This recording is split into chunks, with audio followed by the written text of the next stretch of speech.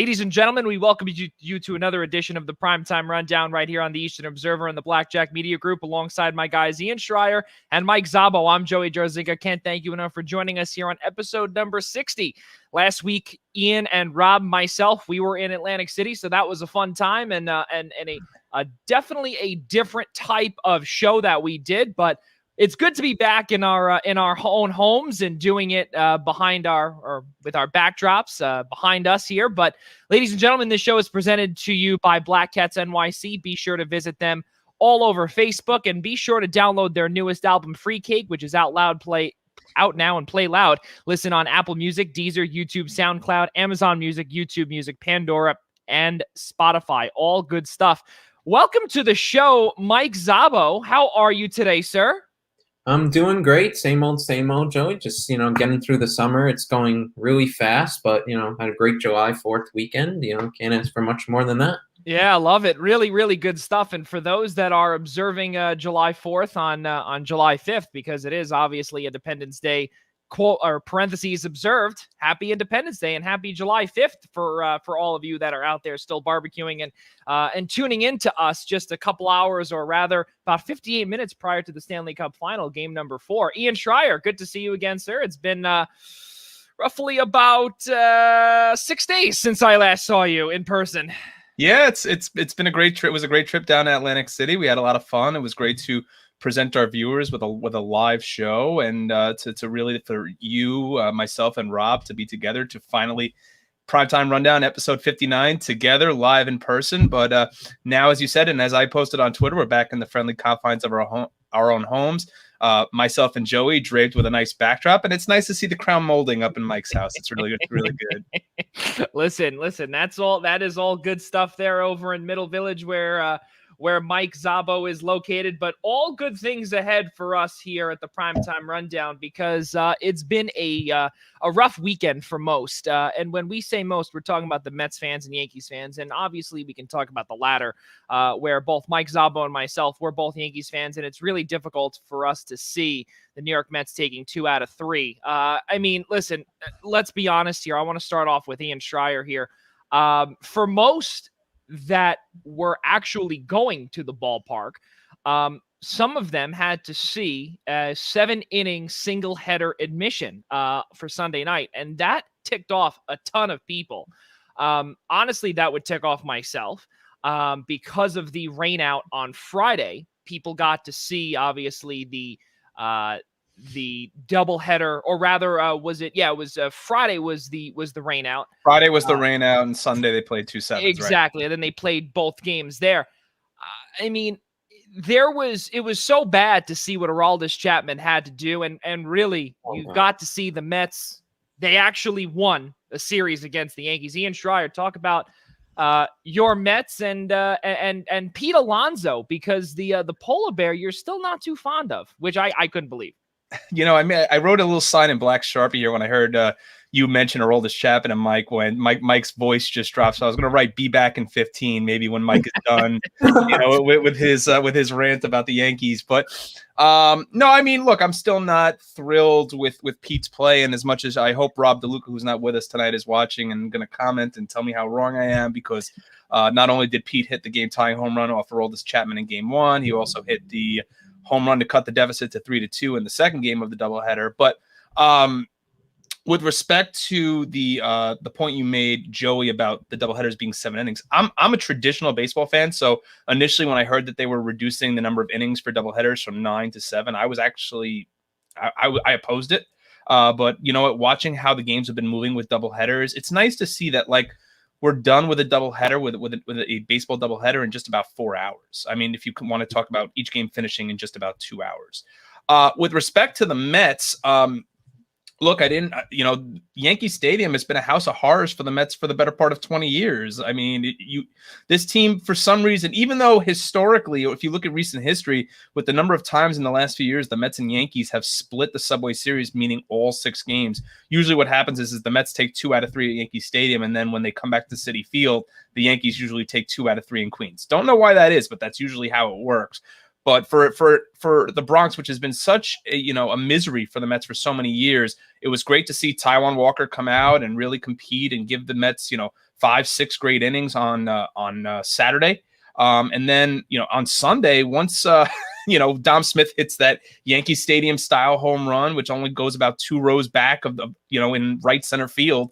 And once everything blew up at that point with respect to Stroman, not being able to find his control midway through the game, he was looking like he was cruising the first few innings. But I thought at 4-1, I was ready to turn the game off, honestly, until I saw what happened with the Yankees, and ultimately the Mets went on to win that game in convincing fashion because of the heavy offense that they supplied in the 7th inning. So yeah, I was a little surprised they came in and won 2 out of 3. I thought this was going to be the series for the Yankees to really jump on a team that right now is not plugging away at anything offensively. So because to me the Yankees, to me the Yankee series is always, like I said, has been a team that the Mets have always struggled with, and for me would seem like a launching pad for the Yankees to start establishing some success. Except that's not what happened. Mike Szabo, you and I are Yankees fans, and I saw a stat, and I'm sure you saw it too, that this team is on pace to go 82-80 for the first time since 1992. Right now they're sitting at 41-41. It is an absolute. It's an atrocity, truthfully. We're seeing Brian Cashman get away with a lot of this stuff that's going on here, and Ian brought up a great point yesterday off camera. Aaron Boone is only given. He's working with what he's got. That's basically what it comes down to. And Brian Cashman really is not really taking any of the heat, especially in front of the camera, maybe behind the scenes, possibly. But Aaron Boone is taking all the heat. The players right now, Aroldis Chapman does not look like himself from a few years ago. The only player that we can really talk about in, good faith really is DJ LeMahieu. And he can't, unfortunately, bat 1 through 9 and pitch as well and close and manage the team. Mike Szabo, what do you see and what grinds your gears with the New York Yankees? There's so many ways to go about this. I mean, forget about just the Mets series. We could go on forever about that silly Angels loss in that Ohtani game. I can't even go there.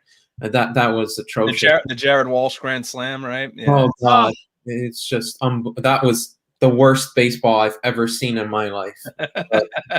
In this Mets series, I mean, you're right, Joey. Boone is going to be the fall guy no matter what. I have issues with him. He's not completely blameless for how the team is playing, but You're absolutely right with Brian Cashman. I've seen a lot more hate for him and criticism for him about the job he's done. The fact is the roster is poorly constructed. And David, we've been saying it, for a while. I think Yankee fans have been saying it for the last couple of years, ever since they've been in this, World Series contention since 2017, that they need more balance in the lineup. They need more balance in the lineup. And especially after last year, it was said more loudly, I think, than any other year that this team needed a shakeup. It needed more balance, and it was not done.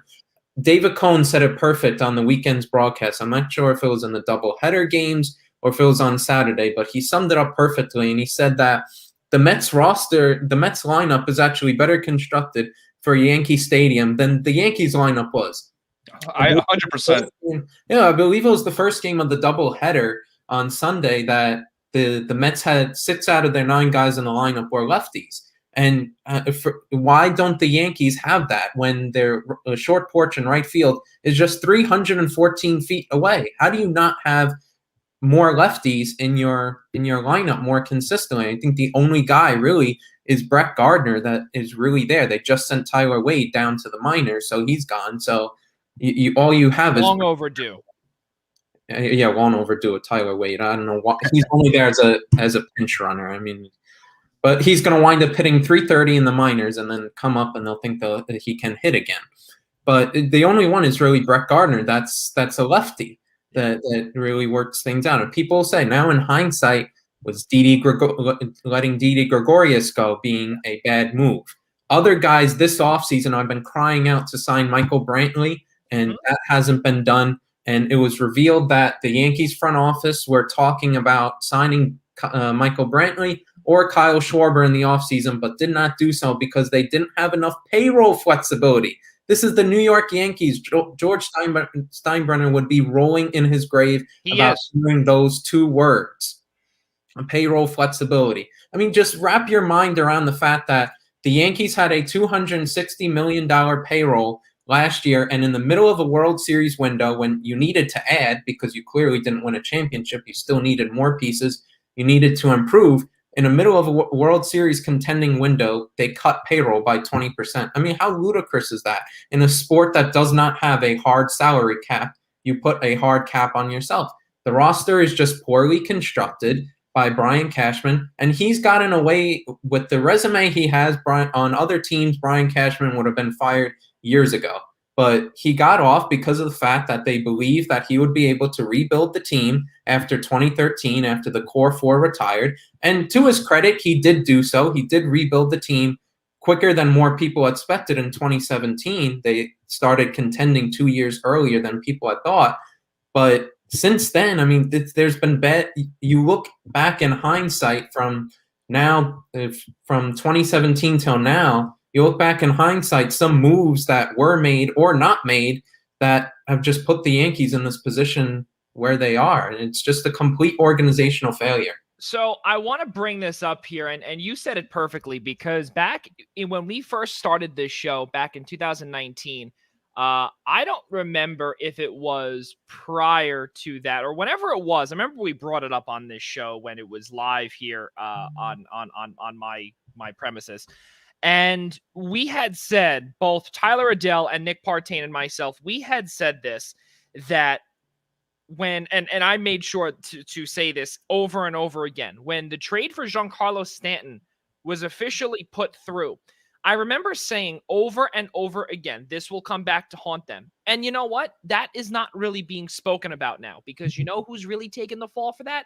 Aaron Judge now. Why? Yeah. Because Aaron Judge is still on a team-friendly contract. He's still not making a ton of money like how Giancarlo Stanton is right now, okay? And if I'm not mistaken, Mike or Ian, please correct me if I'm wrong, but I think Giancarlo's contract was, I believe, 12 years in the range of about 300-something million. At the time, that was signed by, or that was by former owner of the Marlins, Jeffrey Loria, okay?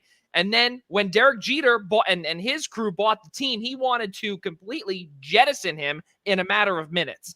Well, he wanted to jettison everybody. I mean, he did. And that was the whole, I mean, it was the Marlins fire sale part 3. I mean, exactly. Ozuna. And I mean, the only guy who stayed. Yeah, the only guy who stayed was Real Muto. That was it.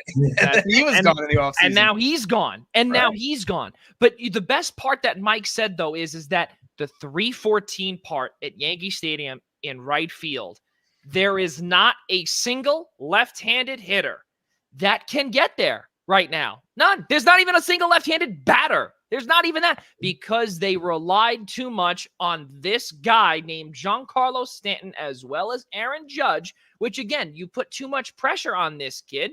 And, of course, you're going to get the New York pressure all over you. And really, also, again, Aaron Hicks is a switch hitter. Can he do it? Oh, wait, I forgot. He's injured yet again. He's out again. The way that this roster is built is an absolute disgrace, as well as something that's very ironic. According to our good friends at MLB.com and Xfinity, Michael Brantley leads Major League Baseball with a 340 batting average. Yeah.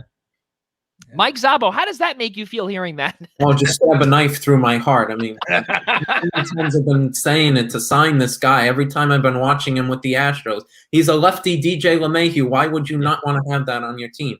And then you bring up those stats. Look at what Kyle Schwarber's doing at the Nationals, how much he's mashing the ball. I mean, the Yankees, they act like a college team by the fact that, you know, it's like a miracle if a fly ball gets out of the stadium. This used to be the Bronx Bombers not even a year and a half ago. Well, you see, now that's the thing, though, and Ian, we're going to get to you in just a second. And my last point on this here is that this roster is built to be the Bronx Bombers. That's exactly how this roster is built, and it is home runs or nothing. And they've got DJ LeMahieu in there to carry the load when it's the nothing part. And unfortunately for DJ LeMahieu, I would honestly say, listen, if you guys don't improve or even get me some help in the lineup, I mean, listen, someone is going to be the fall guy. It's not going to be LeMahieu, but I would not be surprised. I'm telling you this right now. Mark it down here, 7:16 Eastern Daylight Time on July 5th. Aaron Judge will be the fall guy in terms of the roster, because you have to pay him next year. You're going to have to pay Gary Sanchez, who, by the way, is completely on a different track, trying to get back up and running. And also Gleyber Torres as well is due a payday. There's a lot of problems in the Bronx. Ian Schraier, final thoughts. So there's a few points here that I want to get to that both you, Joey, and Mike, you both said. I wouldn't be losing my marbles over Kyle Schwarber. I realize he set a major league record for home runs, and of course that whole streak sparked against the Mets. No, but I would be over Michael. What streak to harm for Major League Baseball doesn't start against the Mets. But I mean, this is a guy who's been relatively injured for the better part of his career. This is a guy who was hitting about 220 before he even got onto this home run kick. Now, granted, I think Yankee Stadium would be a great ballpark for him to play in, but I don't think there's any guarantees that he'd still be hitting the same way that, this month, maybe if he was in a Yankee uniform rather than a Nationals uniform. Hindsight's always 20/20. But listen, though, that's the thing, though, with what Schwarber has been doing in Nationals Park, if I'm not mistaken, down the right field line is like 342 over. Well, you know what? I mean, look, I don't. Before, as I was just saying, I don't know if are you losing that much in the lineup right now by saying that Kyle Schwarber's hitting 220 when the rest of the Yankee lineup isn't hitting? Yeah, he's definitely, is he an upgrade at this current point? There's no question about it.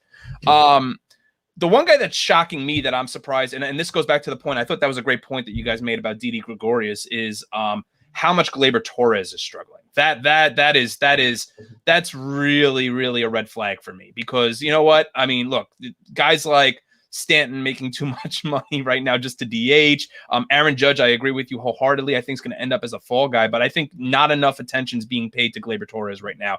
He was a guy that came in, was mashing the ball, and now all of a sudden has not found his power stroke whatsoever. So yeah, that's a huge concern, considering even though Didi has spent the better part of the first half this year on the injured list, to see what he's done in Philadelphia the last 2 years, that is a huge turning point right now for the Yankees. And the biggest part too is that he's doing it for former New York Yankees manager Joe Girardi. Because he also mashed the ball with him. He did. Yeah. He did phenomenally.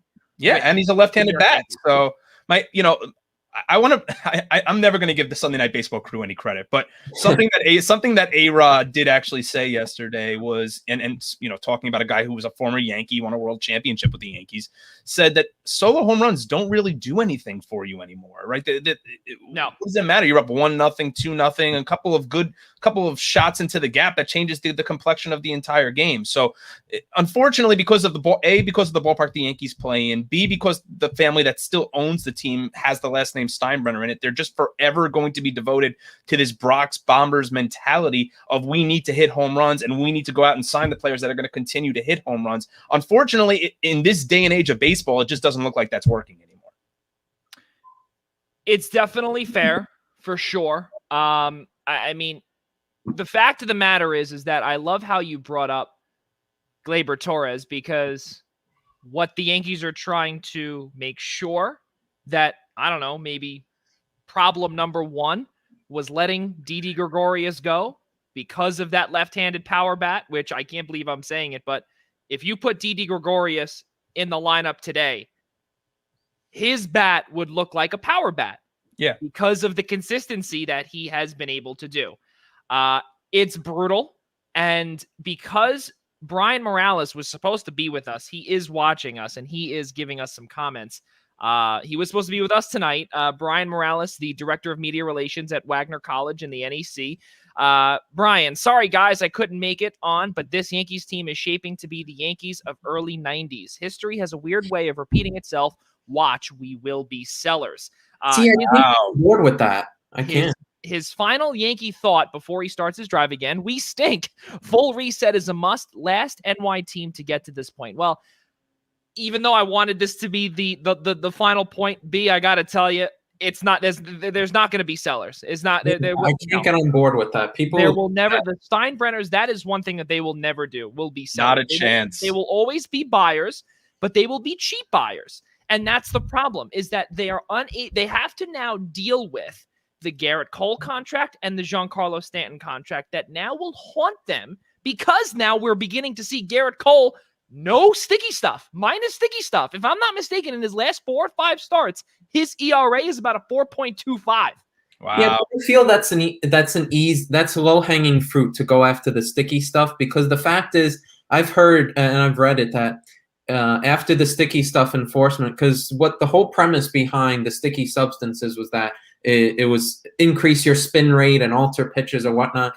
With all this crackdown, Cole's spin rate on his pitches is actually not that much different than before the enforcement. So his problem, I think, is mental. It's I think whatever the substance crackdown has affected things. His command has gone down, maybe because the substances helped it, but the command's gone down. His location's gotten worse, and that's led to him giving up more runs, and especially the home run ball. He's been more prone to that. So that's the premise behind that. I don't think it's like, he's becoming Pirates Cole again. I think it's just a command issue that he has to work through. How about the fact, and you want to talk about comparisons between the Yankees of the 90s and the Yankees of now, and how the game has changed so much. And you look at the teams that have won World Series the last decade, okay? And you look at teams that have good pitching, well-rounded hitters, guys that can hit for power, guys that can also hit for average, guys that can steal bases, and then guys that play good defense. And the Yankees, if I'm not mistaken, and it was mentioned on several occasions. I'm sorry to interrupt you, Ian, but the best defender is on the injured list, who's out for another year, a full year, in Aaron Hicks. Yeah. Go on. No, but I mean, they are almost dead last in Major League Baseball in defensive runs saved. So I mean, they're not doing themselves any favors at all by not being a sound defensive club. So we want to sit here and bash and talk about how poor the Yankees are with respect to to situational hitting, and with respect to just scoring runs in a ballpark that's as small and as plays as well to the hitters as Yankee Stadium does. How about also your defense? I mean, you look at teams like the Dodgers that have won the World Series, and the Nationals and the Red Sox, an arch rival in your own division, and see the way they do it in a small ballpark. That has to be more replicated. Something with this Bronx Bombers term, this mantra of we need to hit home runs to win games. There needs to be some sort of medium here. There needs to be some sort of balance where, maybe you trade. I mean, are they going to look to trade an Aaron Judge? Or are they going to look to, because they don't want to pay him? Are they going to, you're not going to be able to unload Stanton's salary. No, so what's the next step for them? I don't know. You have no choice but to trade either Gleyber Torres or Aaron Judge and maximize the value. You have no choice but to do that, because again, like I just said a few seconds ago, is that Stanton contract you are stuck with. That Garrett Cole contract you are now officially stuck with. And now we are in year number 2. Yes, okay, as Mike did say, that the contract is still looking okay for right now, but as Mike said, maybe a little bit of mental things going on, maybe a little distraction with this sticky stuff. But the fact of the matter is that yes, we are in year number 2 of this long contract, and okay, we've hit a little bump in the road. If it continues like this, Brian Cashman's head will be on a silver platter by numerous Yankees fans. Well, do you think, and I'm going to ask the 2 Yankee fans this question. I mean, I know how you guys feel about Cashman, and I think his head should be more on the slab than Aaron Boone's is. I think Aaron Boone at this point has become I was talking with some family that Brian Cashman does not get in front of the cameras every. No, I know that, but and that's why he's getting the knife. Well, I think he's a scapegoat at this point. And I was talking to some family here this weekend, yesterday specifically, about what is it with baseball today? The lineup card isn't even made by Aaron Boone anymore. The lineup card by the Mets isn't even filled out by Luis Rojas anymore. No. It's filled out by the nerds in the room who are studying all these analytics about projecting the most optimal lineup that the Yankees can put out there day after day after day. You want to put anybody's head on a slab, you put Brian Cashman's head on a slab. But the problem is that when you look at his career and his resume of what he's done with the Yankees in the last 25 years, I have a hard time seeing how this man would ever be forced out of the Bronx. I know Yankee fans are clamoring for it. They're begging for change, and I think there should be change. I just don't know if the change is ever going to come in the near future out of that office. I agree. And you know what? That is, again, another problem with the Yankees of today, because the Steinbrenners are not looking to change their ways. The only thing that they are looking to do is very simple, is lower that salary cap number, or soft cap, if you will, or salary number, whatever we want to call it, soft cap. Mm-hmm. Guys, let's keep moving forward here, and let's look more towards a positive mindset here. The All-Star starters for the 2021 MLB All-Star Game was revealed on Thursday evening. The full roster was revealed last night. There's some overachievers. There's some snubs, and I can think of one right off the top of my head, but we'll wait last for that one. I want to start off with Mike here because we got to see a ton of first timers, which was pretty cool stuff. I think the biggest, the cool one to me was to see Adam Frazier become the starting second baseman in the National League. And again, for those that don't know or don't remember, just a few years ago, we are in, I believe, year 2 or 3 of the All-Star Game not counting. And I was a big advocate I was a big opposer of the All-Star Game moving into that format because it reminded me a lot of the Pro Bowl, the National Hockey League All-Star Game, as well as the NBA All-Star Game. No one cared about it.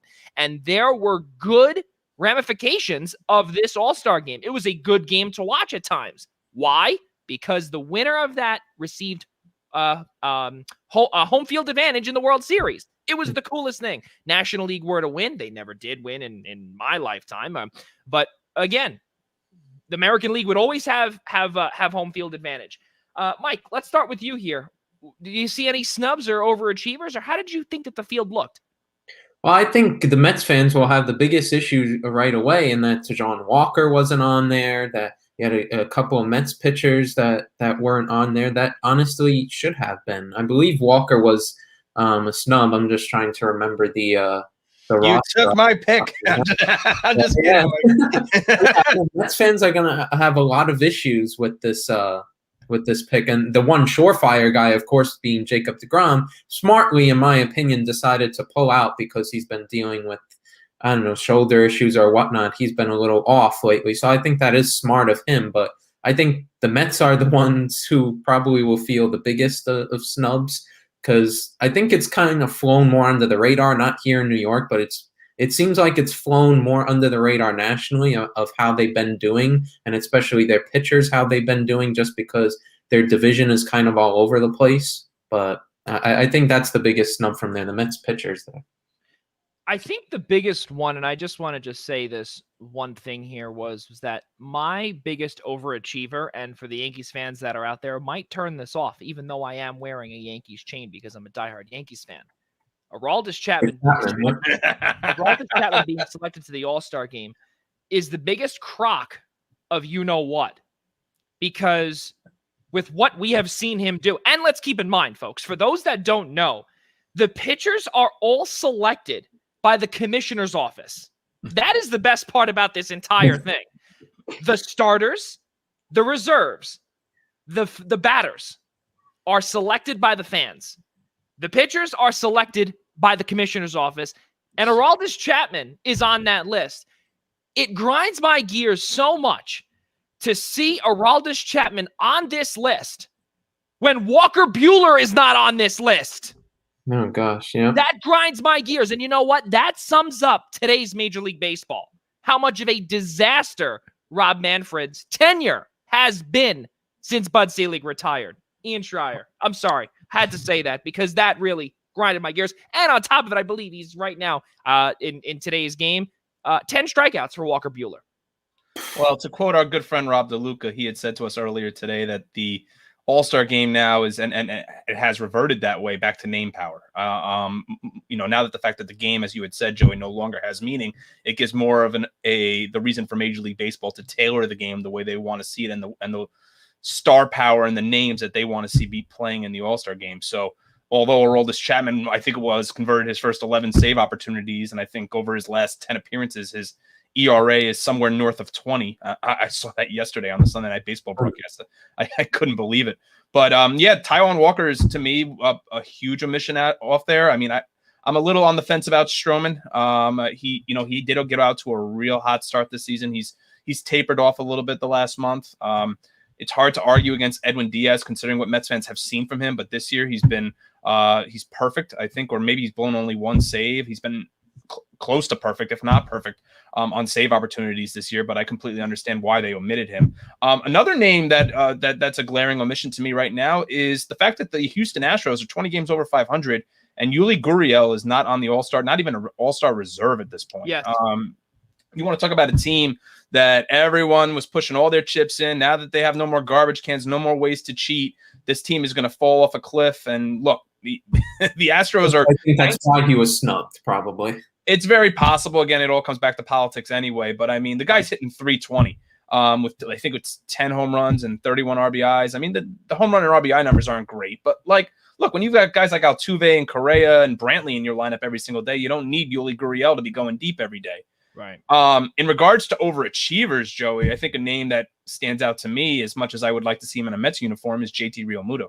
Unfortunately, I mean, his numbers are definitely way down from I think where the Phillies expect him to be. I think he's hitting somewhere in the 250s, 260s when he's more of a 280 to 300 type hitter. Yes. But the problem is Buster Posey starting the All-Star game. Will Smith deserves a spot, but the problem is because Posey started the All-Star game, they weren't going to take, or at least those that voted Posey weren't also going to vote a second catcher into the All-Star game from the same team. So that's why, in my opinion, they probably went Realmuto just based on what type of catcher is. When you think National League, he's one of the top, if not the top catcher coming, at least entering the season in the National League.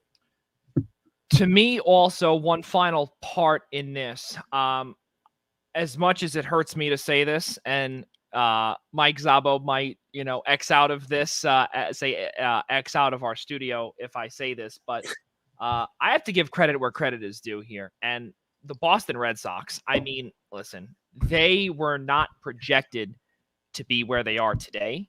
80 wins. I mean, they were projected to be under 500 this year. Yeah. And to see Matt Barnes, Xander Bogaerts, Rafael Devers, Nathan Eovaldi. Oh, the Yankees missed that name. And JD Martinez. Listen, those five, I mean, they have, first off, the Boston Red Sox have the most in terms of, from one team, 5 players. Right below them, the Toronto Blue Jays with 4. Obviously, by looking here was that Barnes, Eovaldi, those 2 were selected by the commissioner's office. The other 3, they were voted in, and we know how Boston faithful is.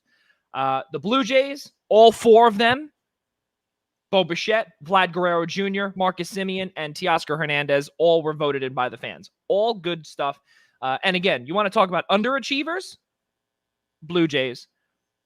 Overachievers in terms of the Red Sox, though, I think that they are in terms of the All-Star game. Do I believe that Teoscar Hernandez should be in the All-Star game? Yeah. But then again, he was also struggling like mightily in the last, I'd say, down the stretch. Last few weeks, he's been struggling mightily where they had to trade for Corey Dickerson because they kind of need to give him a little boost and a kick in the butt to try and, get hot. In terms of the All-Star game, fellas, one final thought. Let's go to Mike Szabo. Listen, no one cares about the All-Star game anymore. Home Run Derby, no one really cares about either. It's unfortunate. Well, the perception with the Home Run Derby over the years, especially now with the new format of the All-Star game, is that it messes up batters' swings. So yes. Especially some of the bigger guys, like when Judge won it in 2017, I think he pretty much said after that, or it was in 2018 when he pretty much said that, he wouldn't want to do it again because, he felt it messed him up, or it wasn't worth it or whatnot. And no matter what the Yankees are doing, Aaron Judge is still hitting well enough and hitting home runs well enough that in a perfect world, Major League Baseball would always want to have him at the Home Run Derby. Yeah. And, they're just not going to want to do it. A lot of these star players, who knows? Yeah. Vlad Guerrero Jr. is going to be, a one star that's there that they'd love to have there. But, how long are some of these players that you can think of being in the Home Run Derby are going to want to participate in it because they'll think, oh, no, I don't want to, screw up in the second half of the year where everything starts, coming, your business end of the season starts coming around, making the playoffs and whatnot, they don't want to risk anything. The All-Star game, I mean, it's a shame. I'm with you, Joey. I always love the fact that, there was something on the line with the All-Star game. It was different than everything else. I always had the people that told me, oh, well, then it was not fair for the other team because they didn't say whether it was home field advantage, how's that fair or whatnot. But, at the same time, like, it just, what's the point of the All-Star game then? And especially, what is the point of the All-Star game then if your player gets injured? I mean, it's the conversation we have with other sports, whether it's the NBA, the NHL, or whatnot. If you get injured, now what is the point? At least with Major League Baseball, look, the fact is, you've got something to play for. You've got something to play for. And on top of it, and I don't mean to interrupt you, but you also have a reason for players not to opt out, like in the NBA. And look at what the Pro Bowl has gotten to. The Pro Bowl, ever since it was in Aloha Stadium in Honolulu, and even then, it was an absolute disaster. Yes, they tried it when I was maybe 10 or 15 years old. And then after that, it is a legitimate joke now. Now they've got these competitions. They've got whatever. And I hate to say it, but Major League Baseball, the way that the trajectory that this organization is going, this league is going down, with no more sticky stuff, with the All-Star game being voted in, with votes and different things going on here. If they were to change anything else, maybe any, different, competitions or anything along those lines, then honestly, pack it up, Major League Baseball, because as we've already said, and I know I said this to Ian Schraier and Rob DeLuca last week in person when they were sitting 2 feet to my left and right, Major League Baseball is dying. There's no reason for it to continue on that downward spiral. Continue, Mike. Well, yeah, they're doing a lot of stuff that's a lot of money grabs, and they recognize that certain things are dying about the game, and they want to increase the pace of play. But then, as soon as they want to increase the pace of play, now they're doing all this substance stuff that only slows things down. So there's a lot of double standards and hypocritical stuff that's going on with them. But as much as it is dying so far, the baseball viewership this year is actually not that bad. It's the most viewership they've had in the last 25 years. So it's not completely dying yet, but there are parts of the game that a lot of people don't like. And the All-Star game is the biggest one. I mean, it's a huge money grab. People will go there. I don't really know if you're going for the game specifically. You're going for the experience, which is ultimately what MLB wants. But it just takes away from what it used to be in the old format it used to be. Because the funny thing is, like, the two teams that will make the World Series will probably during that season have multiple All-Stars. They're usually the teams that you'd expect to get there or whatnot, and they'll usually have multiple All-Stars. So you'd look at it in October and say, well, whoever has the home team advantage, some of those players may have been in the All-Star game and played a part in that, and that obviously can swing the World Series, who has home field advantage or whatnot. So I think that part is a shame about the All-Star game. It used to be something that got hyped up a lot. You'd always, even if you weren't a baseball fan, you would always hear about it on the evening news because it was just a different All-Star game. It was so much more competitive. Now it's just like whatever about it, and it really is just a shame. Right. And you know what? Back in 2013, I was at that All-Star game at Citi Field. Mariano Rivera's final All-Star game. He got the standing ovation. He got Enter Sandman played in Citi Field, and I'm sure that definitely put a knife through Ian Schraier as well as no, it didn't. I was standing with everybody else. That's fair. Mo got a standing ovation from every Met fan in that building. Yeah, because they knew he was going to be gone, and we wouldn't have to deal with him anymore. That's true. That's true. That's definitely fair. But in all seriousness, no, to pay lots of money to see certain things like that, especially an extravaganza weekend, where you've got the Celebrity All-Star game. Or the celebrity softball game. You got the Futures game. You've got Home Run Derby, and really, it was a great weekend. I'll never forget it. And to go to the whole package, it was a dream come true. It was a blessing. It really was. But again, to see all of that, and that counted as well in 2013. That counted, which was great. Now it's just it's difficult to pay a lot of money for me anyway to go to. But also one final thought here: Cedric Mullins, Baltimore Orioles, phenomenal player, and he's also a rookie as well. So really kudos to him on getting his All-Star nod in his rookie season. Really good stuff. And you know what? The Baltimore Orioles, need some positive reinforcement, and glad that they got that. So really good stuff there. Guys, in about 20 minutes, the Tampa Bay Lightning are looking to take that 3-0 lead and look to sweep the Montreal Canadiens. That comes your way 8 o'clock NBC. Guys, I mean, you look at you look at Game 4, which you've continuously seen what Tampa Bay has done, and we don't want to say this, but it's the truth. 18 million over the salary cap. They are absolutely dominating the Montreal Canadiens from top to bottom, and unfortunately, Carey Price is really out there left to really take the brunt of it. A lot of this team is young. This team is up and coming, but something that Rob DeLuca actually brought up too, our long lost third host here, is that when the divisions go back next year, Montreal is going to be one of those teams that are way down looking up and saying, hey, we're still down here, but can they compete with the big boys? Does Tampa Bay sweep Montreal tonight? Mike Szabo, what do you think?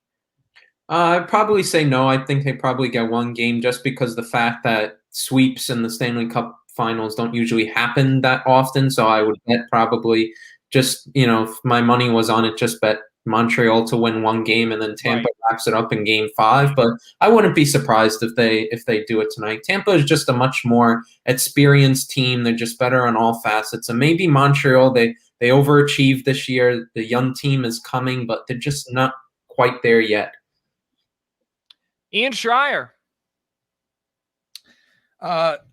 It's hard not to think that they're going to lock up a sweep, but I do love the mayor of Tampa asking the Lightning to actually forego tonight's Game 4 so they can come back to Amalie Arena and win Game 5 and hoist the cup on their home ice instead of since they didn't get that opportunity last year since it was up in the bubble in Edmonton. But yeah, I think Mike hit on all the points there that really needs to be said. I think it's pretty cut and dry in regards to what we've seen in the first 3 games of this series. And I think last week on our live show, I expected the Montreal Canadiens to come out and respond in Game 2. And they did come out and respond. They outshot the Lightning 43-23 and lost the game 3-1. So I think if that does not tally up to you when maybe the offense for Tampa Bay is just having a more quiet night, maybe than Montreal, Andrei Vasilevsky is tall to the task and makes every save except for one. So I thought in Game 3, after that flat start by Montreal, playing their first home game, playing their first Stanley Cup final at home in the better part of 30 years, to come out as flat as they did the first 10 minutes and go down 2-0, and then Danault scores that goal, that snipe. I think it was about more than halfway through the period, and then Caulfield rings one off the pipe. You think that all of a sudden things are going to turn. And then what does Tampa Bay do to start the second? They tack on 2 more in the first 5 minutes. So I don't know if my gut tells me Tampa Bay will sweep at this point, just because I think Montreal is just running on fumes, and Tampa Bay. Is there really any pressure on Tampa Bay at this point to close out the series? They've been the better team basically the entire postseason for the better part of all 3 of these games. So whether or not they take Game 4, we'll see tonight. I'm not really going to predict what's going to happen there, just because the series has led me to believe it would be a sweep. But if they forego it and end up winning the cup at Amalie Arena, I know the mayor will be happy. And also, the last time that we have seen a Stanley Cup hoisted on home ice, 2015, the Chicago Blackhawks taking down the Tampa Bay Lightning by a score of 2-0 at United Center. That was the last time that we saw a home team hoist that, because right after we had Pittsburgh in San Jose, Pittsburgh in Nashville, and the series goes on, and the rest of the way goes on. And then we saw a couple of years ago, we got, and really, if you think about it, last year in Game 6, when Tampa Bay took down Dallas, Dallas was the home team. They were wearing their white jerseys. We have not seen a dark-colored uniform hoist the Stanley Cup since 2015. That's something else too for those superstitious fans out there with the uniforms and the jerseys. But it is pretty cool. We can thank our good friends at NHL.com for that little tidbit of information there. So Mike, you think that Montreal will take will be able to take Game 4, and then Game 5? I guess we'll just say we'll just stick to our Game 4 prediction. Ian, what do you think here? I mean, Montreal's got no Jesperi Kotkaniemi tonight, so they're losing a key player, in their bottom 6. My gut's telling me Tampa, so I'm going to stick with Tampa here. It's just been, I don't want to call it a boring Stanley Cup final. I think this is just kind of to be expected.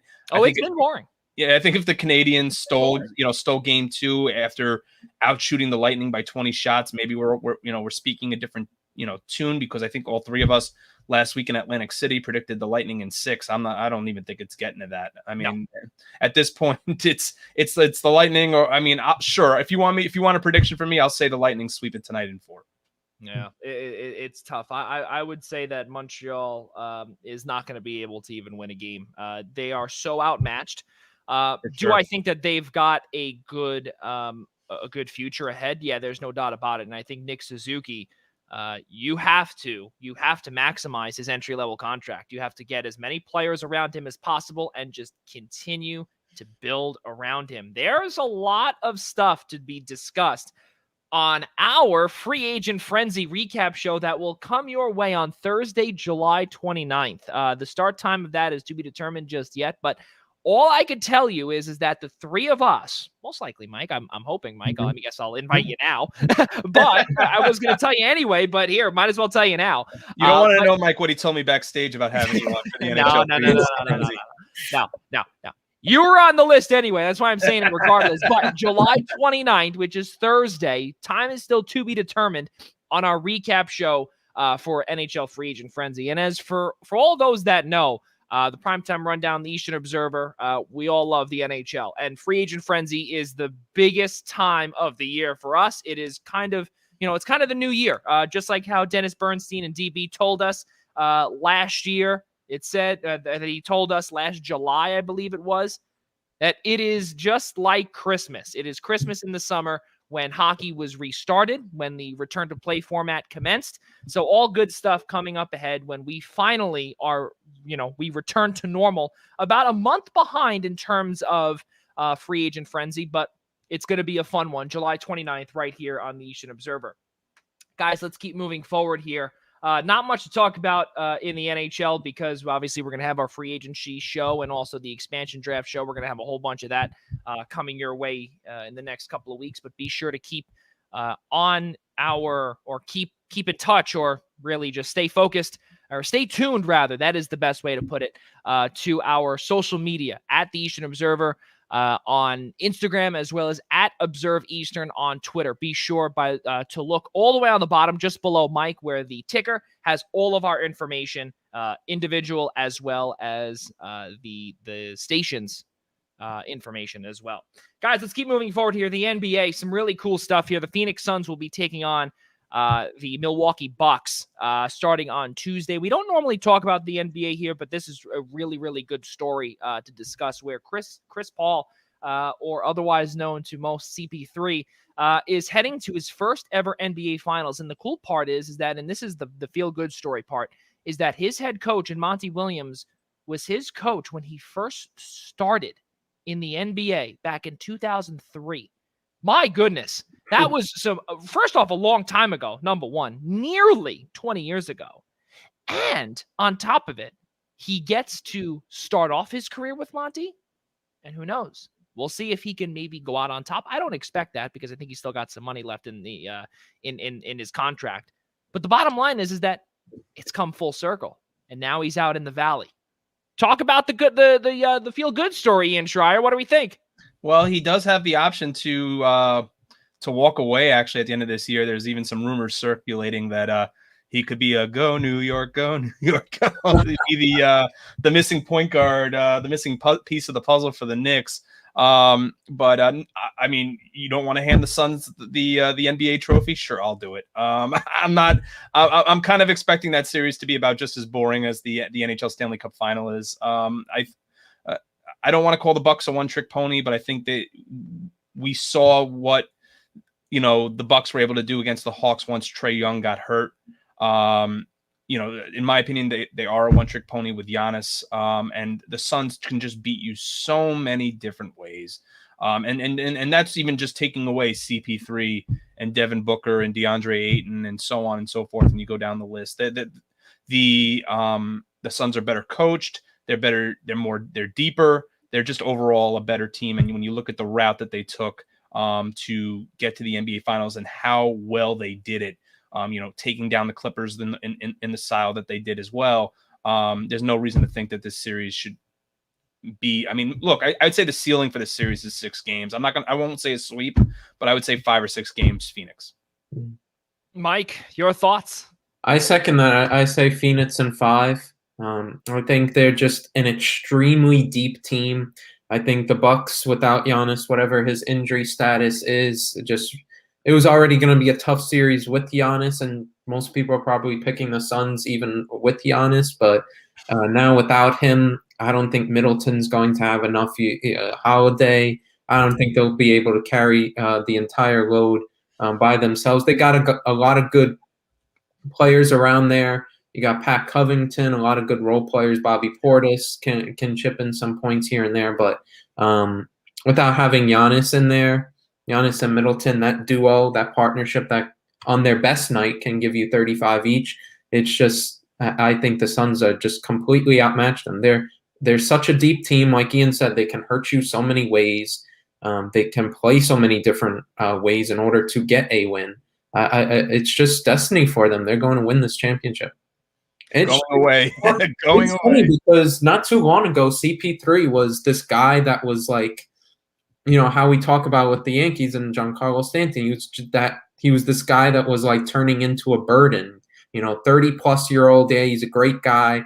Still can be able to play a little bit, but the contract is monstrous for anybody to take a bet on and whatnot. And nobody's, he's just destined to be this guy that like, if somebody were to take him on, it's because of a salary relief deal or whatnot. And all of a sudden he winds up with Phoenix. And I mean, he was at one point in the MVP conversation, and now he's going to his first finals. It's extraordinary.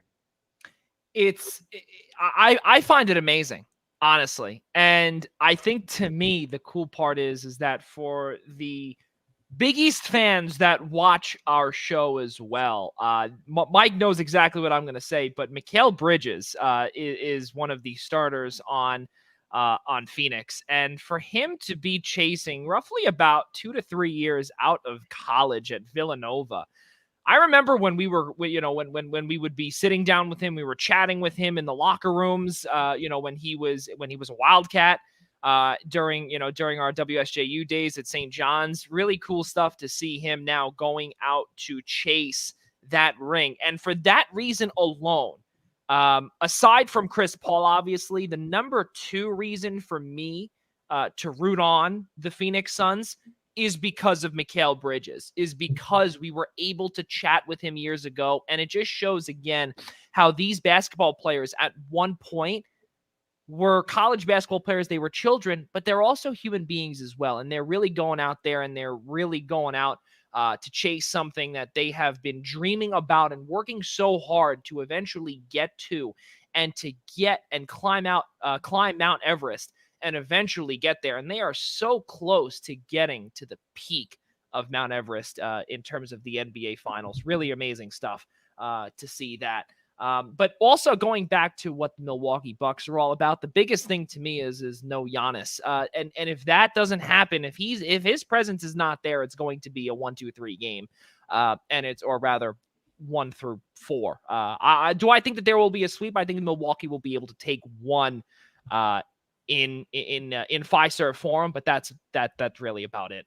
There's not much really else to discuss there in terms of the Suns or the Bucks. And we've heard this continuously also. We've heard Bucks in 6. We've also heard someone on Twitter, someone that I follow, a really cool girl that I know who works at the NBA. She was talking about how, actually I'll quote her, Jenny Fisher, really good people. And she works for the NBA. She works for the WNBA as well. And I believe she was discussing something about Brandon Jennings, how he told her Bucks in 6 or something along those lines, and that actually started trending. Her tweet started trending.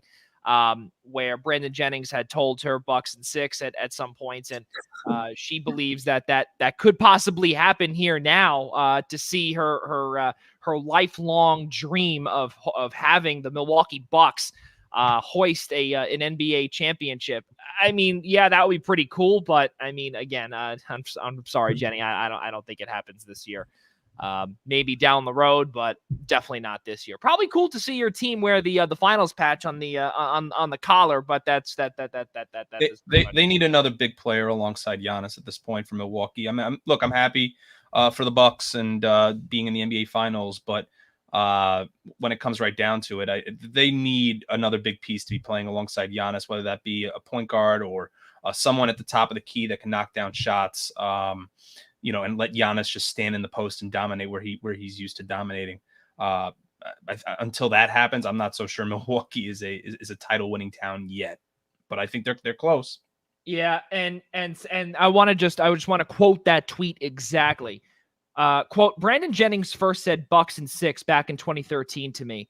Since he uttered such a phrase, the Bucks have failed to win a series in 6 games. Hasn't been done once since he said it. That is until tonight. That was when the Bucks obviously beat the Hawks, when the Milwaukee Bucks will reach the NBA Finals. So we'll see if that happens again. I don't know if that's going to happen, but we'll see. We'll definitely see what the deal is. Bobby Blackjack, Seton Hall legend Mark Bryant is an assistant coach for Phoenix. Go Suns! There you go. So you see, there are so many reasons to root for Phoenix as well, and also too, the last time that we saw Arizona or Phoenix do anything in terms of the sports world was 2009 or 10, in that range, when the Arizona Cardinals were about that close to winning a Super Bowl. But unfortunately, yes, Santonio Holmes. I was going to say, unfortunately, Santonio Holmes, New York Jets legend Santonio Holmes, was the suspect of that happening. So really, really crazy stuff there with. And I also picture Arizona. I think, what was it, the NFC wild card game or the NFC divisional game, the Carlos Dansby pick 6 against Green Bay a couple years later, right? Yeah. Mm-hmm. Yeah, so really, really crazy stuff there in terms of Arizona. But the Diamondbacks haven't been able to do anything. The Coyotes have not been able to do anything. And now, and the Cardinals really are, they're on their way up. And the Suns are right there. And we said it when DeAndre Ayton was drafted just a few years ago. Mikal Bridges was drafted a few years ago. Devin Booker is now, again, the silent assassin. Chris Paul is there. And honestly, just like what Mike Szabo did say earlier about Chris Paul being that guy who was really a nuisance and a burden to many, to many checkbooks around the NBA, we thought, and I'll be honest with you, I thought personally that he was going to be another nuisance to someone's checkbook, where it would just be, okay, we're sending his salary over here, just pay him, let him do whatever. And now he is actually leading the charge. He is leading the charge in Phoenix. Really crazy stuff there. Good stuff there for the Phoenix Suns. Guys, let's keep moving forward here. We brought up about Mikal Bridges just a few moments ago in terms of the Big East, but for those that are watching that are St. John's fans, and I see Mike Szabo is smiling with a big smile here, because going into his senior season at WSJU, he is going to be able to say the name Julian Champagnie once more. Oh, wait, for those that do not know, Julian Champagnie is coming back to Queens, and he is coming back to the corner of Utopia and Union. Really crazy stuff going to be playing in his junior season. And Mike, I want to start with you. You are a Storm the Paint contributor, and you know all about this men's basketball team. Talk about what you thought of the immediate reaction when you saw that Instagram post from Julian Champagnie, because we kept seeing he was accepting workouts here, he was accepting workouts here, and things were getting awfully close to that July 7th deadline. Well, fans have been patiently waiting for it all summer. We've seen all the news about the transfer. Yeah, my nails say otherwise. And all that stuff. We've seen a lot of transfers come in, but this is what all St. John's fans were waiting for this offseason, the decision of Julian Champagnie. And last night, honestly, I saw somebody on Twitter, some random St. John's fan, say, like, on Friday night literally say how great it would be for Julian to announce on July 4th that he's coming back, and that did wind up to come true. So I thought that was cool. But I honestly was, it was, what was it, 9 o'clock last night or something? Yeah. I was literally just, going onto Instagram, about to see all my friends, what they're doing July 4th, all the fireworks. And then all of a sudden, Run It Back comes up with Julian Champagny. And listen, honestly, I think everybody with St. John's would agree. I think most people would, if you're rational enough, would support whatever he would want to do. For sure. Whether he'd want to go to the NBA or whether he'd want to come back to St. John's. But I mean, come on, for a St. John's fan, you feel a little bit. There was a lot of delight in that. I saw that post. I immediately went nuts because I have a little bit of a different connection, and not just a fan. Write articles about them. I call them, so I have a little bit of stake in it. So I think it's really great that he'll be around. It's great for the team, of course. And we heard what some of the stuff that he talked about in terms of the feedback he got, and I'm sure that's going to help him this year. One of the big things was that he said that COVID really may have hurt his draft stock because scouts weren't able to see him in person. There was there's certainly a lot of NBA interest, and I think maybe that was a huge difference into whether he was going or not, because I believe really the consensus, if he wasn't going to get drafted in the top 40, that he was going to come back, which is, as we found out last night, is what ultimately happened. So I think that was the conversation. I think there's a lot of NBA interest for him. A lot of believe it was a quote in the article in ESPN that a lot of NBA teams say next year in the draft, someone like him in his position will be a priority for him. But I think it's great if he goes out and has another season that he just, had this past year. If he puts up similar numbers, I think he's a surefire first-round pick. And honestly, this team now with him back for St. John's, they're set up for probably their best year since I've been alive. In the past 20 years, they've had, a few NCAA tournament teams here and there that were a flash in the pan. You think back to 2011, 2015, maybe 2018, if you want to count that, making the first four. But they haven't, it wasn't really a consistently good team those years. They were up and down in conference play or whatnot. This feels like a team that will be totally different. They'll be up in the standings. They'll be the one that's favored more times. And a lot of people will not only favor them to get to the big dance, but also break the drought of NCAA tournament wins for St. John's and finally get that first one since 2000. I think the team is, with him coming back, obviously his stats speak for himself, but also adds to the size that they currently have. This is really the deepest team that St. John's has had since those 90s, 2000s run. And the hype is building in Queens, and rightfully so. There's going to be a lot of expectation. And I think the only reason why people will probably, when I mean people, I mean those making the preseason poll and a lot of people making articles or whatnot and predicting what's going to happen. I think the only reason why any shade gets thrown in the preseason talk is because there's so many new players on the team. Oh, yeah. And honestly, with the more normal preseason compared to last year, with the more normal non-conference year, and we know how good of a coach Mike Anderson is, this is a top 3 team in the Big East. No, there's no doubt. Wow. This is a top 3 team. People who I feel like saying top 5 Slow down there. Top 3. If you weren't going to, Mike, Joey, I was. Mike. Oh, good Lord, Mike. Mike. Oh boy. Listen, back in 2018, I'm going to tell you this, and I don't mean to interrupt you, but back in 2018, I remember when Mustafa Heron had committed to St. John's after he transferred from Auburn. Okay. He transferred to St. John's from Auburn, and this team was supposed to be one of the best offensive teams in the entire Big East. And then comes out, we start seeing the non-conference schedule. And Ian knows all about with who we saw. We got to see the NEC. We got to see the St. Francis Brooklyn Terriers. We got to see the Wagner College Seahawks, Sacred Heart Pioneers. The list goes on. And St. John's went 12-0. And then what happened after that? Then they went 2 and however much in conference play. They went, if I'm not mistaken, I think it was, or not 2. I think they won maybe 4 or 5 games in conference play.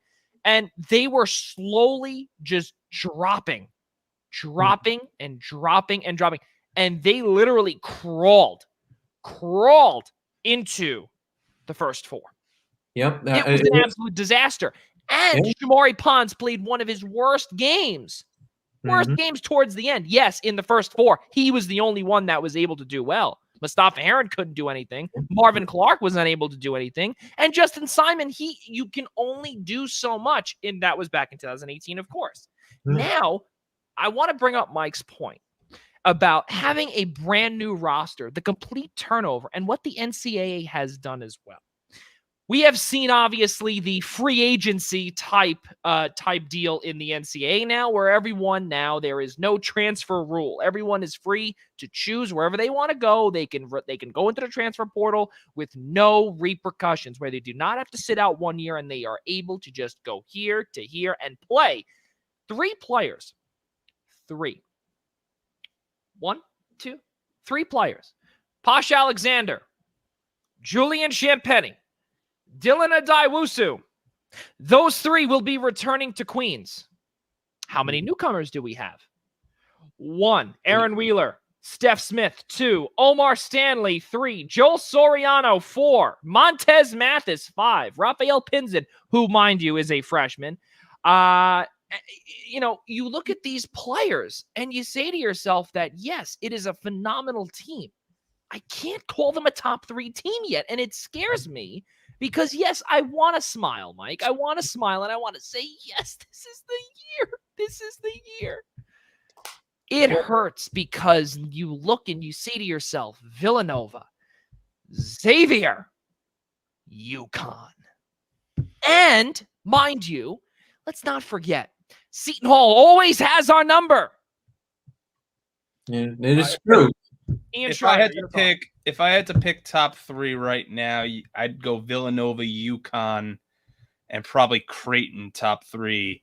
And then you have to also at this point consider the defending Big East champions. Georgetown has a solid recruiting class coming in. Keep in mind, Zegarowski's gone. Yeah, I know, but somehow Creighton always finds a way to reload, and I think it's hard to, when you're looking at the preseason polls when the coaches are voting, it's hard to even count out Creighton as a top 5 team. To me, the biggest telling point for St. John's and I would be happy to see Mike's prediction come true as well. Is how are they going? How are they? Cry of joy if that comes true. Is how are they going to do against the middle of the pack teams? That's my concern. I do not expect. Can they win one at Hinkle Fieldhouse? Probably not. I think this is the team that's going to break a lot of those records in terms of the curse at Hinkle or whatnot. I'll let Ian finish before I explain why. No, that's fine, and I appreciate that, Mike. I mean, they've got to. You got to expect bounce back years from Butler, Marquette, and Xavier. The fact that Butler and Marquette were as bad as they were last year. I mean, that in terms of history in the Big East, what really set a record for both those schools in terms of futility in men's basketball in the Big East. Xavier was up and down. Look, Georgetown's going to be better. Seton Hall, I mean, Willard's got a nice class coming in. It's hard to argue what he has coming in, even with Mamu gone. It's tough with St. John's just because I have my top 3. I think they're top 5, top 6. Do I think they are a deeper and stronger team? Yes, 100%. I mean, I think getting Julian back is huge. You keep that big 3 intact, and keeping big 3. 2 of them are sophomores, mind you, with Posh and Dylan, and then you add in a whole list of transfers. I mean, when you compare and you look at the Marcellus Earlingtons and the Josh Roberts and the Vince Dunns, and you go down the list of the team from last year, and then And then you look at guys now like Montez Mathis, who was a big name at Rutgers. You look at Tariq Coburn, who was averaging double figures at Hofstra. Steph Smith was a 2-time All-America East player at Vermont. Yeah. And then you got a guy like Aaron Wheeler, who actually, supplied significant minutes at Purdue. But the problem is because Travion Williams is there, the guy gets no playing time. Right. So, I think they are a top half team in the Big East, if not top 5, top 6 right now. They've got a lot to prove. You have the 3 there to keep that chemistry alive. The question is, can St. John's finally, and this is going to kind of lead into your point, Mike, is can St. John's finally lift the curse of being able to just, not drop that horrible game at Butler, not lose a game to DePaul? Like, can they, before they start contending against the Novas, who they beat last year, the Novas, the Creightons, the UConns, who just came back, can they first compete against the Marquettes, the Halls, the Butlers, and the Xaviers? That's my concern with St. John's. Yeah, and the thing is, why I think they could be so high is the fact that, they did finish 4th last year. Yes, a lot of the teams are going to improve in the conference. Teams who weren't as good last year, as you mentioned, will probably do better. But they finished 4th last year, and the team is much better than the team. You look at the roster now as how it's constructed. It's a lot better than it was last year. I don't know if it's a stretch to say if they can hit 4 again, or if they could even do better. I think UConn, they got a lot of questions in terms of their offense. I think they're a very good defensive team. That's where their identity has always been and what it's going to be. I think points is going to be a little bit, at least in the beginning of the season, questions are going to be brought up where the points are going to come from. You do have RJ Cole there. You do expect some guys to take a jump in Adama Sanogo and what. You expect some of those guys to take a jump, but now without James Bouknight, I think you do question a little bit where the offense is coming. Seton Hall, obviously, you think will improve because up until this past year, Kevin Willard had a 4-year NCAA tournament streak going. He's going to be a little hungry to get that streak back up and running. Nova is always that's not even contention. It's Nova's conference to lose. Providence, they did get their a lot of their guys back. They have why am I blanking on his name? They got Nate Watson. David Duke. David Duke is back, right? I believe David Duke is back. Nate Watson is back. He took his extra year, so I don't think that will be the problem for St. John's, but I think that will make them more of a tougher team than they may have been without Watson and Duke. Butler having Thompson, Inzi, and Golden back is huge for them. Otherwise, they might have been a team that may have been lower in the pack. So it is tougher, and the conference is probably going to get tighter next year. But you brought up 2018, Joey. This non-conference is a lot different than what that 2018 year was. It's not close to that. You and I probably will see each other there, are going to be there for that big Kansas game. Obviously, we didn't have that in 2018. Indiana, Kansas, not as strong of a matchup as it used to be. You're going to have the Gavitt games as well with Indiana. Yeah, you're going to have. There's going to be strong games, and of course, I always get the Twitter comments. I always pass by. Oh, why are we playing some of these bad teams or whatnot? You got to shake it up or whatnot. Right. As long as you have that balance, that's what's good. Rather than you can't have too much. You can't have a gauntlet of a schedule, but at the same time, you can't have a crap schedule like we saw in 2018, because then you get exposed in conference play. I think the team is well coached. I know that they're going to have a lot of questions surrounding them about the roster turnover. You mentioned all the transfers coming in, but in terms of the transfers coming in and those who left, in no offense, but I think they're upgrades everywhere you look. The roster is an upgrade, and you look at the roster from last year to this year, and that team last year got 4th. Imagine what they can be able to do this year with every single guy on their roster literally coming from a high major team, and then you obviously add in the freshmen. I mean, Rafael Penzone is having international basketball experience, having that guy come in as a freshman, currently playing at the FIBA U19 World Cup. Just had 13 points today for Puerto Rico. He had, I believe, he had 17 points on the weekend in their first game in the World Cup. So he's been having some good performances there. Ian mentioned Tariq Coburn. I mean, you have a guy, I don't care where it is at, a battle-tested veteran who averages double figures is going to be a guy who could be 7th, 8th on your bench even. They're just a much deeper team. And of course, the question is, can they be able to capitalize on all this hype and fulfill it? Because, we can talk about the hype all we want. As Joey's mentioned before, we've had this sort of hype in years past, and it's faltered. But I think circumstances are different. You have a different coach. You have a different team. We'll have to see what happens. But the signs are looking really good for this team. I think their non-conference schedule, obviously not enough of it is revealed yet, but most of it, as what we've seen so far, is exactly what you need in order to test you enough but not kill you in terms of a gauntlet to get ready for conference season. And I think they'll have a pretty good year. And I think at this point, the expectation, no matter what the other teams are going to do, the expectation is that they get back to the NCAA tournament, or the season is a failure based on what the roster has. Wow. I love I love the fact Mike is drinking the juice. I love it. I love the enthusiasm. I love the fact he's going into his senior year at St. John's, and you have every reason to feel the way you feel. And I think it's and I don't think you're going too far over your head or reaching for the stars here. Oh, yeah, even if they're saying, no, I don't think that at all. I think you're being quite reasonable, honestly. My issue is you said they were 4 last year. They got to 4 last year by the skin of their teeth. It wasn't like they were top 2, top 3 team all year, and then somehow at the bottom half may have had a little hit a little bit of a skid and then dropped to 4th, and that's where they ended up in the Big East tournament. My whole thing goes back just to, this is going to be the first full season, no COVID, no testing, back to, let's use these words very, very slightly, normal.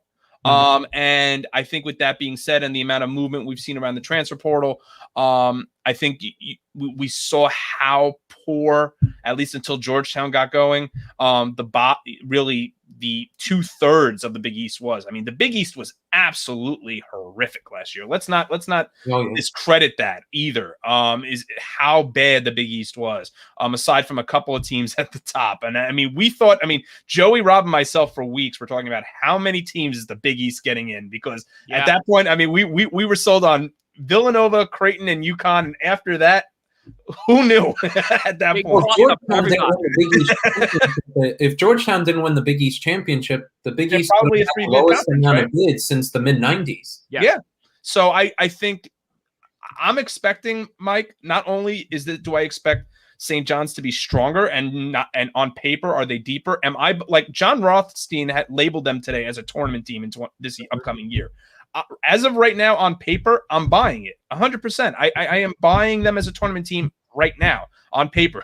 when the season tips off in a few months, let's see where they are, a month, 2 months, even halfway through the season, and then we'll see. We'll reassess and see where St. John's stands. But because I think this is going to be one of the strongest years, just based on teams rebounding, guys coming back post-COVID, this is going to be, in my opinion, one of the strongest years for the Big East in terms of how deep the conference is, how good the conference is going to be. I think it's going to be that good. So I don't want to, again, discredit you, Mike, and tell you that I don't, like I said, I don't think you're reaching for the stars, but at the same time, I think they're still right now, until proven otherwise, until we see them against Kansas, until we see them against Indiana, until we see them start Big East play. Like, I'd like to see them start Big East play against UConn and like Marquette instead of against maybe DePaul and Providence. Like, I think Providence is going to have another down year. That's just my opinion. But, I mean, as much as I like Ed Cooley and I like the program, I just don't think, I think when you look at the rest of the conference, I think they're just going to get so battered down by the rest of the conference.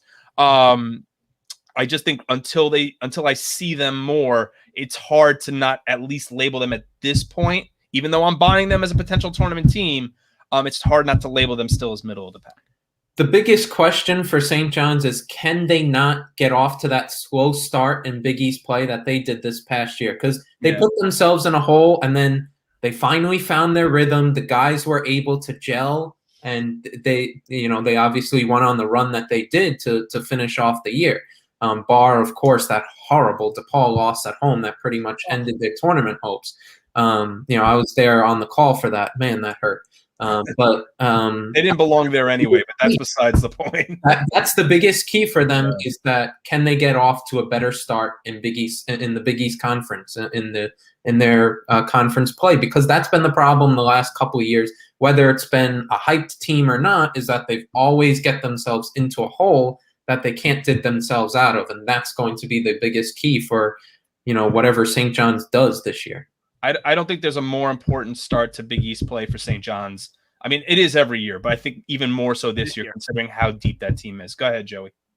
They started 0-3 this past year in the COVID season. 77-68. They lost to Seton Hall. That was also a rescheduled game. We remember that because of DePaul's COVID-19 related issues.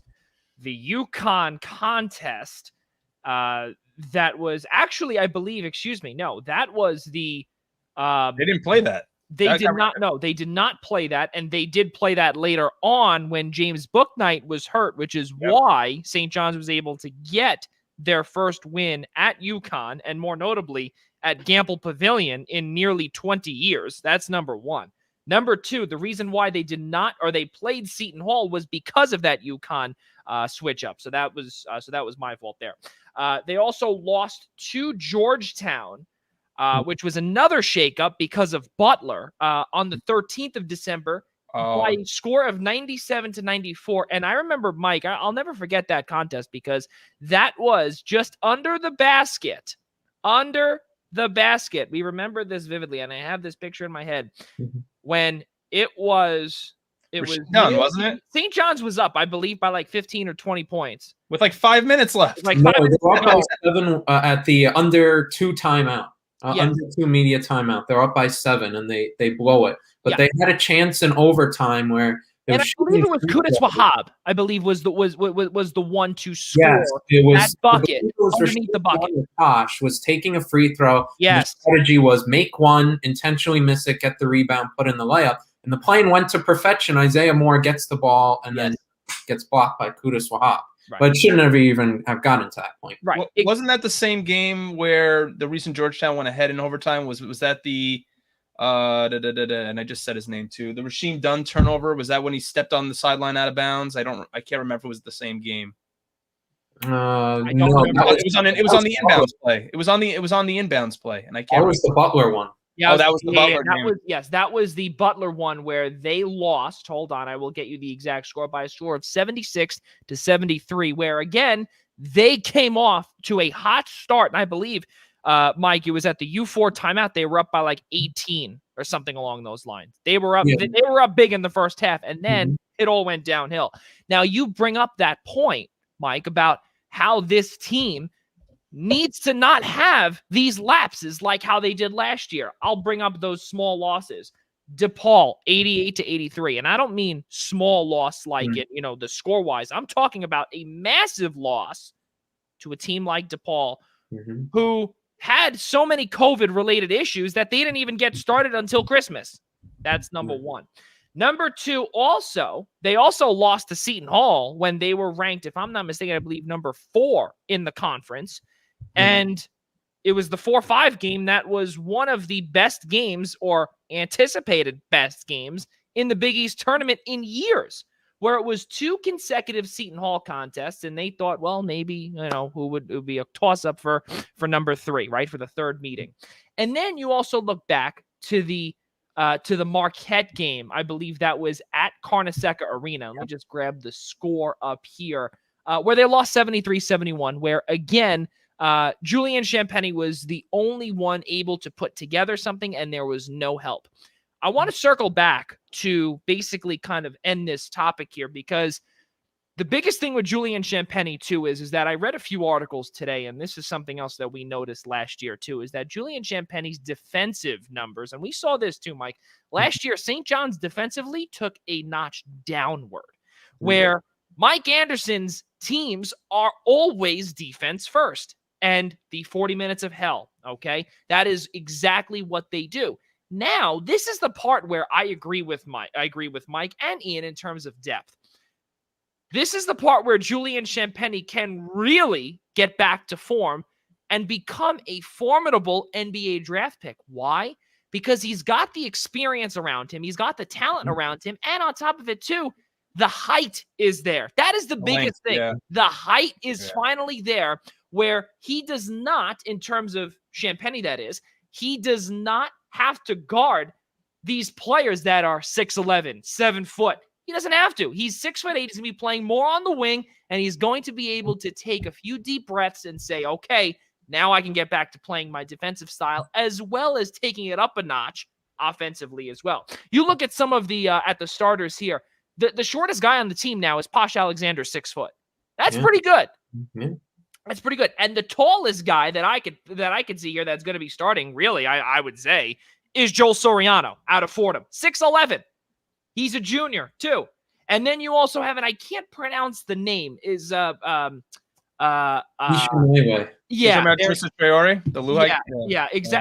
exactly what Mike said. Yeah. You look at how this team is constructed. You look at Omar Stanley, who's a freshman. He's 6'8". You got these guys that are really 6'5" and taller, and this team can finally compete. And they're not playing small ball every single year. They finally have a well-constructed team.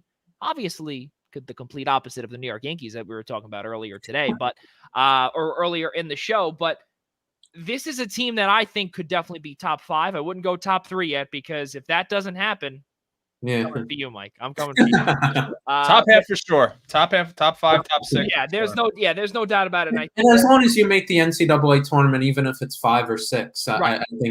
I think that's a success either way. Right. Exactly. Yeah. No, there's definitely no doubt about it. And you have to, and you can't make the first 4. You have to make the field of 64. There's no doubt in my mind. If you make the final 4 teams, if you become teams number 65, 66, 67, and 68, it's not, in my opinion, it's not a fail, because if you win, you eventually get there, but you're playing one more game than every other person is, or every other team is. And that takes a lot out of you, because usually those teams out of the first 4, but then again, you look at UCLA. You look at UCLA, what Mick Cronin did this past year. So that was some cool stuff there. And also don't forget, Pitt is on the schedule as well, too.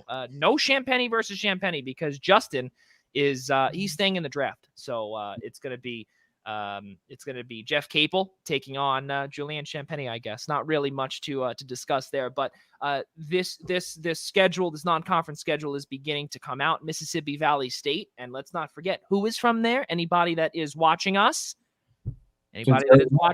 please give us a little bit of insight on who went to Mississippi Valley State. Is that a question? Is that rhetorical, or are you? That is a question for all the viewers out there that are watching right now, or even listening. You saw that from Jaden, Joey. That is correct. Yes, exactly. I did see that, and you know what? And Jaden Daly will be getting credit for that. But anyone that is out there, we'd love to have a little bit of interaction with you. Who went to Mississippi Valley State that is an NFL Hall of Famer? Tag us at Observe Eastern on Twitter if you know, and if not, on Facebook if you're watching or listening. Put it in the comments. We'd love to see exactly who you guys think. Is it can I guess? You can guess.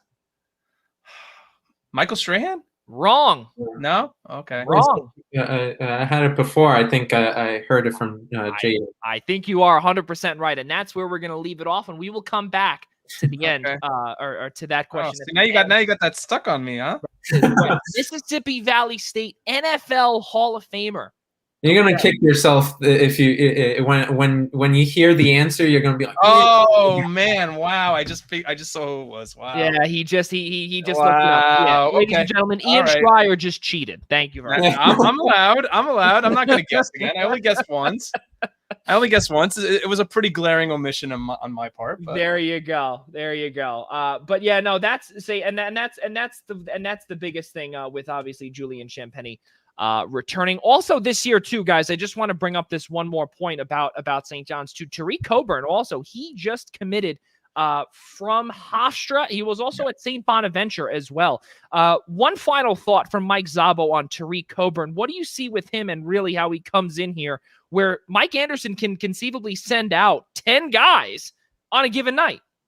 Well, he's a guy that he's an experienced veteran. He averaged double figures, obviously, at Hofstra last year, 15.5 points per game. But the biggest thing about him is shooting. He's never shot under 39% from three-point range, which obviously you and I know, Joey, big time how much that has been a struggle for St. John's over years, is consistent three-point shooting. He's a big guy where you can be able to get it from, once again, never shot under 39% from beyond the arc in his career.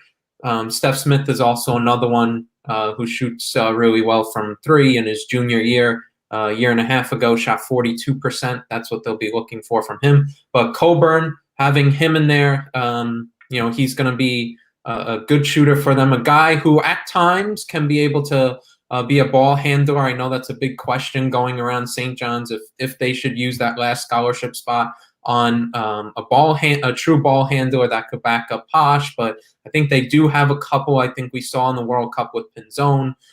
He can ball handle a little bit. Coburn, I think, will have some ball handling duties that he can be able to pick up there.